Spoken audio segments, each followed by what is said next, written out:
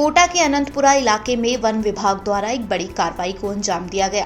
कार्रवाई में कांग्रेस नेता अमीन पठान द्वारा वन विभाग की भूमि पर बनी फार्म हाउस को ध्वस्त किया गया। वहीं इस कार्रवाई की पुलिस प्रशासन व वन विभाग ने किसी को कानो कान खबर नहीं लगने दी, जिसके बाद अमीन पठान ने इस कार्रवाई को भाजपा द्वारा द्वेषतापूर्ण कार्रवाई बताया। साथ ही भाजपा नेता के हजारों बीघा के खेत वन विभाग की भूमि पर कब्जे को लेकर कार्रवाई नहीं करने को लेकर भी काफी कुछ कहा। आज कोटा के पुलिस प्रशासन और वन विभाग द्वारा जो हमारे फार्म हाउस पर और त्यागी जी के फार्म हाउस पर जो कार्रवाई की है उसकी मैं निंदा करता हूं, क्योंकि ये जो जमीन है इसके अंदर करीब 4 बीघा हमारी और 4 बीघा त्यागी जी की खातिरदारी की जमीन है, जो कि 1969 से हमारे फादर साहब के टाइम से हमारे पास है।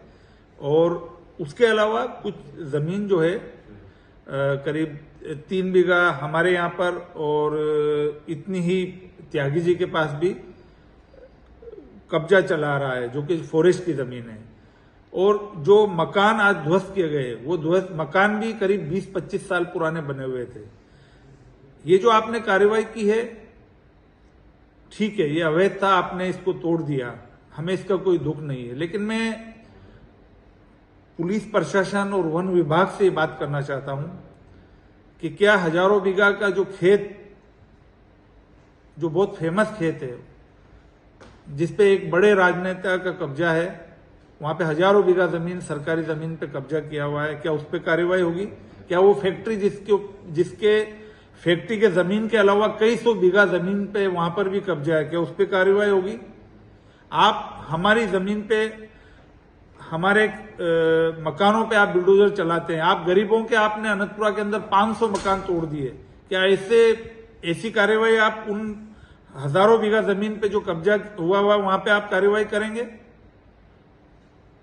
आप नहीं करेंगे, क्योंकि आपने हमारे खिलाफ और इन गरीबों के जो पहले 500 मकान तोड़े थे करीब 1 महीना पहले, वो इसलिए तोड़े क्योंकि आप भाजपा की सरकार के, भाजपा के नेताओं के दबाव में आकर आपने ये कार्रवाई की है। क्योंकि हमने भाजपा छोड़कर कांग्रेस ज्वाइन की, तभी से आपने द्वेषतापूर्ण लगातार कार्रवाई आप हमारे खिलाफ कर रहे हैं। तो मैं प्रशासन से, पुलिस से और वन विभाग के लोगों से कहना चाहूंगा कि जो हजारों बीघा पे जिन लोगों ने, बड़े राजनेताओं ने कब्जा किया हुआ है, उनके खिलाफ भी आप कार्रवाई करें।